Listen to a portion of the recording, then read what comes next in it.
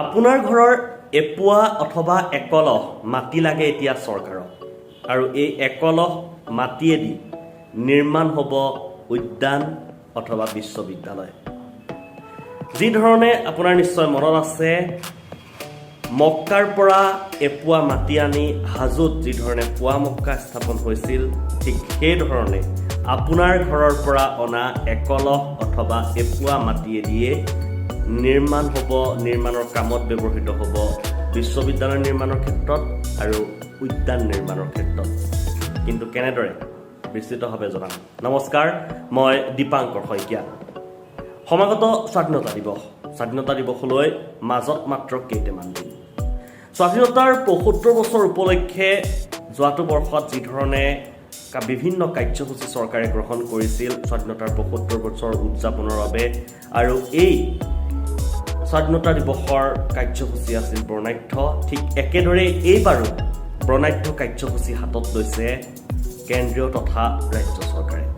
আজি মুখ্যমন্ত্ৰী ডক্টৰ হিমন্ত বিশ্ব শৰ্মাই সংবাদমেল যোগেদি বিভিন্ন কাৰ্যসূচী ৯ আগষ্টৰ পৰাই বৰ্ণাঢ্য কাৰ্যসূচী গছপুলি ৰোপণকে আদি কৰি বিভিন্ন বৰ্ণাঢ্য কাৰ্যসূচী, শ্বহীদসকলক স্মৰণ, শ্বহীদসকলক শ্ৰদ্ধাঞ্জলি, সমান্তৰালকৈ পুলিচৰ দ্বাৰা অসম আৰক্ষীৰ দ্বাৰা মাৰ্চ পাষ্ট কাৰ্যসূচী কেনেদৰে গ্ৰহণ কৰা হ'ব, কি কাৰ্যসূচী থাকিব বৰ্ণাঢ্য, সেইসমূহ জনাইছে।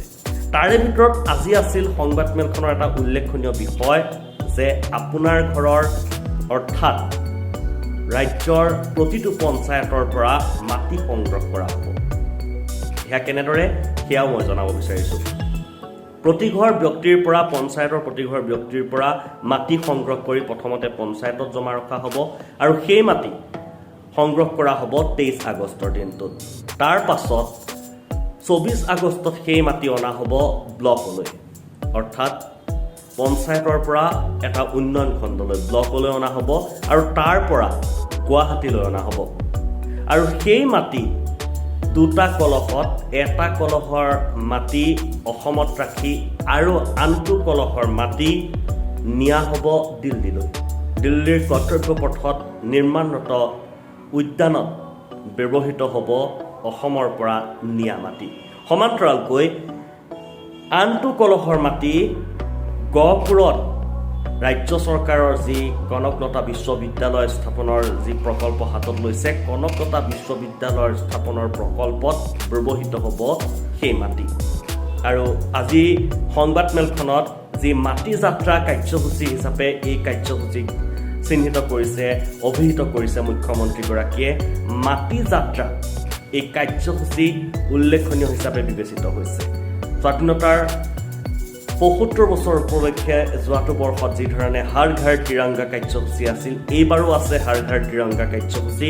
সমান্তৰালকৈ আছে শ্বহীদক স্মৰণ কৰি বিভিন্ন ধৰণৰ বৰ্ণাঢ্য কাৰ্যসূচী আৰু সমান্তৰালকৈ আৰক্ষীৰ দ্বাৰা মহানগৰীৰ দীঘলী পুখুৰীৰ পাৰত ১৩ আগষ্টৰ দিনটোতেই যি মাৰ্চ পাষ্ট কাৰ্যসূচী গ্ৰহণ কৰিছে সেয়াও আছে।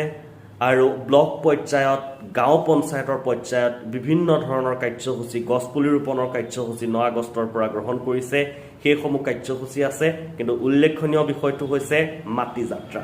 এই মাটি যাত্ৰা কাৰ্যসূচী কেনেদৰে সফলত ৰূপান্তৰিত হয় আৰু মাটি যাত্ৰা কাৰ্যসূচী আচলতে চৰকাৰে কিয় গ্ৰহণ কৰিছে সেয়া উল্লেখনীয় হ'ব। কিন্তু এই মাটি যাত্ৰা কাৰ্যসূচীৰ জৰিয়তে আপোনাৰ ঘৰৰ মাটি ব্যৱহাৰ হ'ব এতিয়া দিল্লীৰ কৰ্তব্য পথত নিৰ্মাণৰত উদ্যানত, আপোনাৰ ঘৰৰ মাটি ব্যৱহাৰ হ'ব কনকলতা বিশ্ববিদ্যালয় নিৰ্মাণৰ কামত।